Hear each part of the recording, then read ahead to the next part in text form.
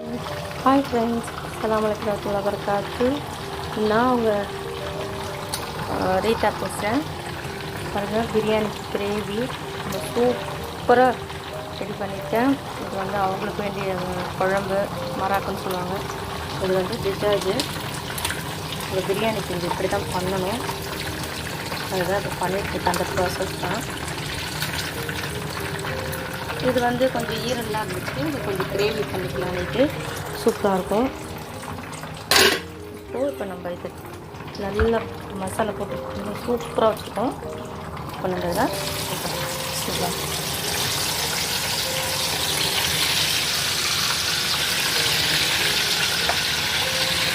சூப்பராக இருக்கும் பிரியாணி.